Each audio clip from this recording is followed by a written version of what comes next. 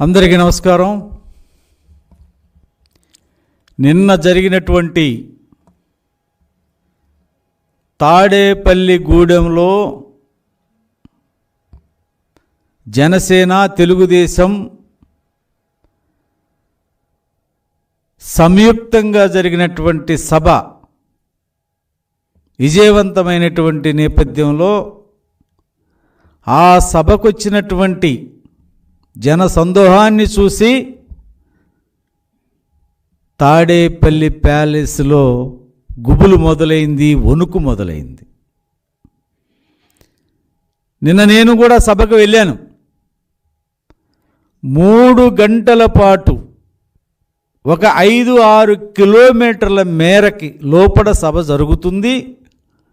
బయట నుంచి వచ్చినటువంటి ప్రజలు సభాస్థలికి రావటానికి వాళ్ళకు అవకాశం కుదరక రోడ్ల మీద 3-4 గంటల సేపు వాళ్ళు వాహనాలను ఆపుకునేటువంటి పరిస్థితి ఈ మధ్యకాలంలో ఏనాడు చూడనటువంటి పరిస్థితిని నిన్న మేము చూసాం. ఇవాళ జగన్మోహన్ రెడ్డి పెట్టే సభలకి ఆర్టీసీ బస్సులు వాడతారు, ప్రైవేట్ కాలేజీల యొక్క వ్యాన్లు వాడతారు, అద్దె కార్లు వాడతారు. రకరకాలుగా ప్రభుత్వం మొత్తం వారి పరపతిని మొత్తం ఉపయోగించి ప్రభుత్వంలో పనిచేసేటువంటి అంగన్వాడీల నుంచి, వాలంటీర్ల దగ్గర నుంచి, డ్వాక్రా సంఘాల నుంచి అందరినీ కూడా ఆ సభకు వచ్చే విధంగా 50 నియోజకవర్గాల నుంచి ఆ సభకు అనేక విధాలుగా డబ్బులు ఇచ్చి రకరకాలుగా ఆ సభకి జనం తీసుకురావటానికి నానా పాట్లు పడుతున్నారు వైసీపీ వాళ్ళు. ఈ రోజున చంద్రబాబు నాయుడు గారు, పవన్ కళ్యాణ్ గారు ఒక పిలుపిస్తే స్వచ్ఛందంగా మాకు ఆర్టీసీ బస్సులు ఇవ్వకపోయినా, ప్రైవేటు కార్లు ఇవ్వకుండా ఆపినా, మా సొంత వాహనాల్లో ఇవాళ లక్షలాదిగా ప్రజలు తరలి వస్తున్నారంటే దానికి కారణం ఈ నియంత, ఈ యొక్క నిరంకుశ పాలన పోవాలి. చంద్రబాబు నాయుడు గారికి, పవన్ కళ్యాణ్ గారికి మనం అండగా ఉండాలి, ఈ ప్రభుత్వాన్ని గద్దె దించాలి అనేటువంటి ఒక లక్ష్యంతో ఈనాడు ప్రజలందరూ కూడా తెలుగుదేశం జనసేన పెట్టినటువంటి సభలకి లక్షలాది మందిగా స్వచ్ఛందంగా తరలి వస్తున్నారంటే ఇది ఒక గొప్ప సంకేతం. ఇవాళ ప్రభుత్వం జగన్మోహన్ రెడ్డి పెట్టేటువంటి సభలకి ఎంతమంది వచ్చినా వాళ్ళకున్న టెక్నాలజీ తోటి చాలామంది వచ్చారనేటువంటి చూపించేటువంటి ప్రయత్నం చేస్తూ ఉన్నారు. మేము నిజంగా అక్కడ ఉన్నటువంటి జనం ఎవరు వెళ్ళినా వాళ్ళ ఇంటెలిజెన్స్ రిపోర్ట్లే రోడ్డంతా బ్లాక్ అయిపోయింది. ఇక్కడ సభలో ఎంతమంది ఉన్నారో సభకు బయట అంతకు 200 మంది ఉన్నారని మీ ఇంటెలిజెన్స్ రిపోర్టే మీకు ఇచ్చినటువంటి నేపథ్యాన్ని చూస్తూ ఉన్నాం.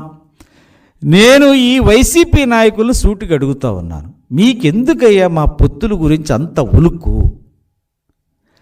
చంద్రబాబు నాయుడు గారు, పవన్ కళ్యాణ్ గారు పక్క పక్కన కూర్చుంటేనేమి పక్కలు తడిసే పరిస్థితి కనపడుతుంది. ఎందుకంత భయపడుతున్నారంటే ఇక మా ఓటమి ఖాయమైంది. చంద్రబాబు గారు చెప్పారు, నిప్పుకు గాలి తోడైతే ఎంత భయంకరమైనటువంటి దహనకాండ అంటే ఆ మంటల్లో ఈ అవినీతి ప్రభుత్వం కాలి బూడిదైపోద్ది అని. కారణం ఏంటంటే ఈ రోజున వాళ్ళిద్దరి కలయిక కలవకూడదనేటువంటి ప్రయత్నం. నేను అడుగుతున్న వైసీపీ నాయకుల్ని, ఇవాళ మేమెన్ని సీట్లు పోటీ చేస్తే మీకెందుకు అంత భయం? పవన్ కళ్యాణ్ గారు ఎన్ని సీట్లు చేస్తే మీకెందుకు అంత భయం? ఈరోజు పవన్ కళ్యాణ్ గారు అద్భుతంగా మాట్లాడుతూ ఉన్నారు. ఆయన నిన్న తాడేపల్లి గూడెంలో కూడా ఒకటే ప్రజలను అప్పీల్ చేశాడు. ఇవాళ మనం రాజకీయ పార్టీ పెట్టాం, ఒక గణనీయమైనటువంటి ఓట్ షేర్ ఉన్నటువంటి మన పార్టీ కేవలం సింగిల్గా కాదు, ఈ రోజున ఒక అరాచక ప్రభుత్వం ఈ రాష్ట్రం ఏలుతూ ఉంది. ప్రజా ప్రయోజనాలు దెబ్బతింటున్నాయి. ఈ రాష్ట్ర భవిష్యత్తు అంధకారంలోకి వెళ్తుంది. ఈ రాష్ట్రంలో చదువుకున్నటువంటి బిడ్డలకు ఉద్యోగ అవకాశాలు లేవు. ఒక్క పరిశ్రమ వచ్చే పరిస్థితి లేదు. 8.5 లక్షల కోట్ల అప్పుతోటి ఈ యొక్క ప్రభుత్వాన్ని నడుపుతున్నటువంటి జగన్ రెడ్డి అన్నిటికీ మించి ఈరోజు జనసేన మీద, తెలుగుదేశం మీద, ఎస్సీల మీద, బీసీల మీద, ఎస్టీల మీద, మైనారిటీల మీద, పేద వర్గాల మీద జరుగుతున్నటువంటి దాడి, దోపిడీని అరికట్టారంటే ఈరోజు చంద్రబాబు నాయుడు గారు నేను కలవలసినటువంటి చారిత్రాత్మకమైనటువంటి ఆవశ్యకత ఉన్నదని పదే పదే ఇవాళ పవన్ కళ్యాణ్ గారు చెప్తుంటే మీకు సిగ్గు లేదా అని అడుగుతా ఉన్నాను. ఈరోజు ఆయన ఎన్ని సీట్లు పోటీ చేస్తారో మీకు అనవసరం. ఇవాళ మీ బతుకేంటి? ఇవాళ వైసీపీ వాళ్ళ బతుకు దారుణంగా ఉంది. ఇవాళ జగన్మోహన్ రెడ్డి చిత్తూరు జిల్లా ఆయన తీసుకొచ్చి ఒంగోలులో పెడతాడు, నెల్లూరు ఆయన తీసుకొచ్చి నరసరావుపేటలో పెడతాడు, కనిగిరోళ్ళని తీసుకొచ్చి నెల్లూరులో పెడతాడు. అసలు ఇది ఎప్పుడు రాష్ట్ర చరిత్రలో ఏనాడు కూడా ఒకటో అరెస్టు ఎప్పుడో స్వాతంత్రం తర్వాత ఆనాటి పరిస్థితి, రాజకీయ పరిస్థితుల్లో ఎక్కడో పోటీ చేసినటువంటి నేపథ్యాన్ని చూసాం. ఈ గత 30-40 ఏళ్ల నుంచి ఎక్కడా చూడని రాజకీయ సోద్యం ఈనాడు జగన్మోహన్ రెడ్డి చూపిస్తూ ఉన్నాడు. దానికి కారణం ఏమిటంటే ఎవడు ఎక్కడ పెట్టినా ఓడిపోయేదే.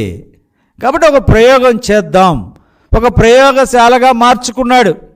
ఎందుకంటే ఈ 5 ఏళ్ళు లక్షల కోట్ల అవినీతి సొమ్ము సంపద తనకు చేరిన తర్వాత ఈ ఎవడు గెలిస్తే ఏంటి, ఎవడు ఓడిపోతే ఏంటి, ఎవడు ఉంటే ఏంటి, ఎవడు పోతే ఏంటి అన్నటువంటి పద్ధతుల్లో ఈనాడు పాలన కొనసాగుతూ ఉంది, మార్పులు కొనసాగుతూ ఉన్నాయి.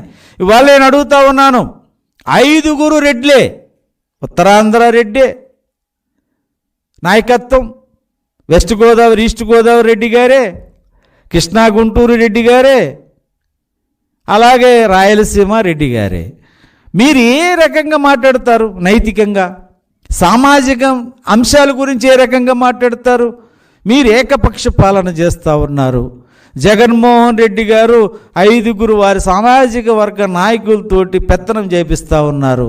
ఇక మా బలహీన వర్గాలలో కానీ, మైనారిటీ వర్గాల్లో కానీ ఎవరు నాయకులు లేరు, వాళ్ళు సమర్థులు కారు అని ఖచ్చితంగా జగన్మోహన్ రెడ్డి అనుకుంటా ఉన్నాడు. ఇవాళ ఏదైతే వైసీపీలో ఉన్న బలహీన వర్గాలు మొత్తం కూడా ఆత్మాభిమానాన్ని చంపుకొని ఉండలేము, ఈయన సీట్ ఇస్తే ఒక దండం, సీట్ ఇవ్వకపోతే జగన్మోహన్ రెడ్డికి 10 దండాలు పెట్టే పరిస్థితులు ఇవాళ వైసీపీ నాయకులు ఉన్నారు. వాళ్ళు తాడేపల్లి ప్యాలెస్కి పిలిచితే సీటు లేదని చెప్తే బాగుండు అనుకునేటువంటి పరిస్థితుల్లో వైసీపీ నాయకులు ఉన్నారు. ఇవాళ తెలుగుదేశం నుంచి పోటీ చేయాలి, జనసేన నుంచి పోటీ చేయాలని అమితమైనటువంటి ఉత్సాహంతో ఉరకలేస్తూ ఉన్నారు.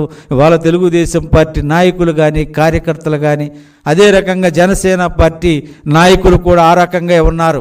ఎందుకంటే రేపు ప్రజాస్వామ్యాన్ని కాపాడాలి, ఈ ప్రజా సంపదను కాపాడాలి. ఈరోజు మద్యం, మైను మాఫియాల నుంచి రాష్ట్రాన్ని కాపాడవలసినటువంటి బాధ్యత ఈరోజు తెలుగుదేశం పార్టీ, జనసేన మీద ఉన్నది. అవినీతి సొమ్ముతోటి, అక్రమాల సొమ్ముతోటి దౌర్జన్యంగా ప్రజాస్వామ్యాన్ని కొనొచ్చు అనేటువంటి పకటి కళ్ళు తాడేపల్లి ప్యాలెస్లో కూర్చొని జగన్ రెడ్డి పకటి కలలు కంటున్నాడు. ఈరోజు ప్రజలు చైతన్యవంతులు, ప్రజల ఆలోచన పరులు. ఇవాళ ఈ రాష్ట్రానికి విముక్తి కావాలి. స్వాతంత్రం కోసం ఏ రకంగా అన్ని కులాలు, అన్ని మతాలు, అన్ని వర్గాలు ఏ రకంగా పోరాటం చేసినాయో ఇవాళ జగన్మోహన్ రెడ్డిని దింపటానికి అందరూ కూడా ఏకమయ్యారు. ఈరోజు పొత్తుల గురించి ఎందుకు మాట్లాడుతున్నారు మీరు? ఇవాళ ఎన్డీఏ పొత్తులు పెట్టుకుంది, ఇండియా కూటమి కొన్ని పార్టీలతో, ఎన్డీఏ కూటమి కొన్ని పార్టీలతో. రేపు సార్వత్రిక ఎన్నికల్లో రాబోతూ ఉన్నారు, అనేక రాష్ట్రాల్లో పొత్తులతో రాబోతూ ఉన్నారు. మీతో పొత్తు పెట్టుకుంటానికి ఎవడు సిద్ధంగా లేడని చెప్పండి, ఆ ఏడు పేడవండి. ఇవాళ వైసీపీకి దగ్గర అవ్వడానికి ఎవడు సిద్ధంగా లేరు, ఏ పార్టీ సిద్ధంగా లేదు. ఎందుకంటే మునిగిపోయే పడవలో ఎవడో ఎక్కడో అన్నిటికి మించి నీ అరాచకమైనటువంటి వ్యక్తిత్వం, నీ రాచరికపు వ్యవస్థ వ్యక్తిత్వం, నువ్వు తాడేపల్లి ప్యాలెస్లో ఉంటే మహారాజు గారు లోపడుంటే ఏ మంత్రిని కలవు, ఏ ఎమ్మెల్యేని కలవు, ఏ ప్రజా సంఘాలను కలవు, ఏ ప్రజలను కలవు, ఏ ఉద్యోగస్తులను కలవు, నువ్వెవ్వరినీ కలవు. ఒకవేళ నువ్వు తమరు బయటకు వస్తే మాత్రం పరదాలతోటి బయటకు వస్తాడు, ఆ పరదాల మధ్యలో వెళ్తాడు. కానీ నువ్వు ప్రజల్లోకి వచ్చి ప్రజలకు ముఖం చూపించే పరిస్థితి లేదు.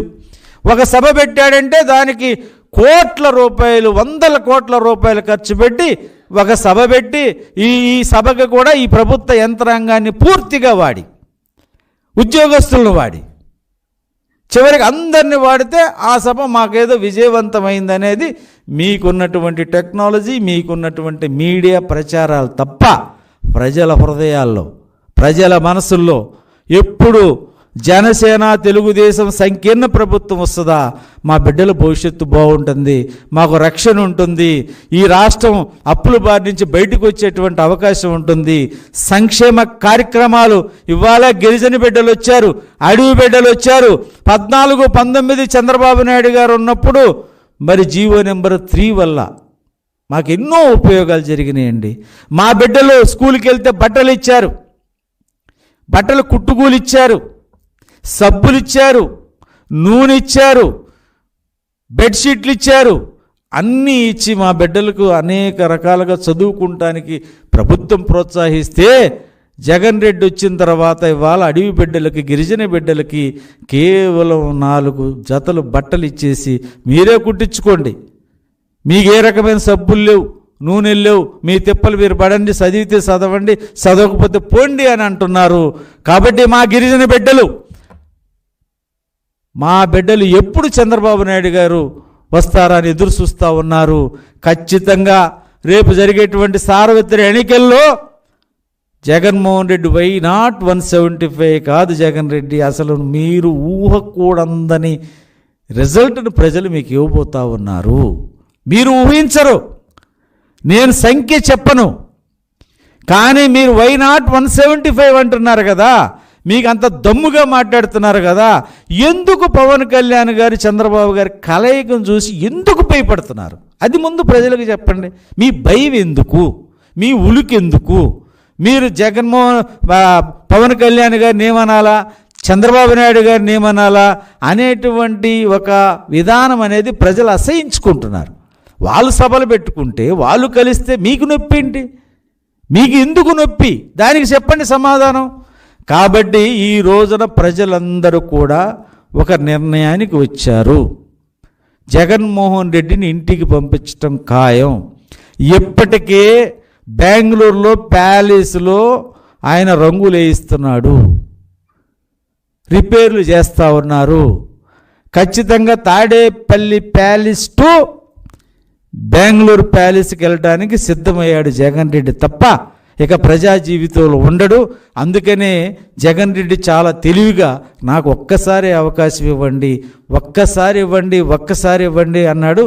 జగన్ రెడ్డికి తెలుసు, ఒక్కసారి జగన్ ఓటేస్తే జీవితంలో మళ్ళీ జగన్కు ఓటేయరన్న సంగతి జగన్మోహన్ రెడ్డికి తెలుసు. కాబట్టి ఒక్కసారే ఈ రాష్ట్రానికి ఒక్కసారే జగన్ రెడ్డి ముఖ్యమంత్రి, వాళ్ళ అనుభవం ఉన్నటువంటి వ్యక్తి, ఈ రాష్ట్రాన్ని అన్ని రంగాల్లో ముందుకు తీసుకెళ్ళగలిగే సామర్థ్యం ఉన్నటువంటి వ్యక్తి ఒక్క నారా చంద్రబాబు నాయుడు గారు అనేటువంటి ఆలోచనతో, ఆకాంక్షతో ప్రజలు ఎదురు చూస్తూ ఉన్నారు.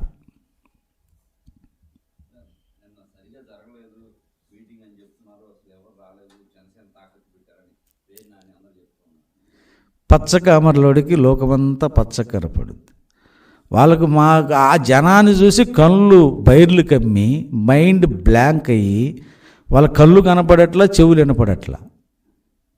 వాళ్ళు అలాగే మాట్లాడతారు. మా సభలు బ్రహ్మాండంగా జరిగినాయి, లక్షల మంది వచ్చారని వైసీపీలు ఎందుకు చెప్తారు? మీ సభలు ఏ రకంగా జరుగుతున్నాయో ప్రజలు గమనిస్తూ ఉన్నారు. వెళ్ళిన ప్రజలను పత్రికల వాళ్ళు అడిగితే వాళ్ళు ఏం చెప్తున్నారో సమాధానాలు మీకు అర్థమవుతూ ఉన్నాయి. నిన్న నేను వెళ్ళాను, అసలు 3 కిలోమీటర్లు ఆగిపోయింది ట్రాఫిక్. అసలు లోపల ఎంతమంది ఉన్నారో మేము వెళ్ళడానికే 2 గంటల సమయం పట్టింది లోపలికి. అసలు ప్రజలు సభాస్థలికి లోపలికి రావటానికి కుదరక లోపల ఎంతమంది ఉన్నారో అంత 200 మంది బయట ఉన్నారు. అది కళ్ళున్నోడికి కనపడుద్ది, ప్రజా జీవితంలో ఉన్న వాళ్ళకి కనపడుద్ది. కాబట్టి ఇలాంటి పనికి మాలిన వాళ్ళకి కనపడదు. పనికి మాలిన మాటలు ఏదో జగన్ మెప్పు కోసం మాట్లాడుతున్నారు తప్ప వీళ్ళు ప్రజల మెప్పు కోసం మాట్లాడటంలా. అసలు జగన్మోహన్ రెడ్డి పేపర్ చూడకుండా ఒక మాట మాట్లాడట్లా. ఆయనకి ఎవరు స్క్రిప్ట్ రాసిస్తా ఉన్నాడు? ఈయనకేమైనా త్రివిక్రమ శ్రీనివాస్ ఏమన్నా స్క్రిప్ట్ రాసిస్తున్నాడా జగన్ రెడ్డికి? ఎవరు ఏ రైటరు చెప్పమనండి. పవన్ కళ్యాణ్ గారు చూడకుండా మాట్లాడుతున్నాడు. జగన్మోహన్ రెడ్డి ప్రతి మాట ఆయన పేపర్ పెట్టుకొని చూసే మాట్లాడుతున్నాడు. ఈయన స్క్రిప్ట్ రైటర్ ఎవరో ప్రజలకు చెప్పాలి.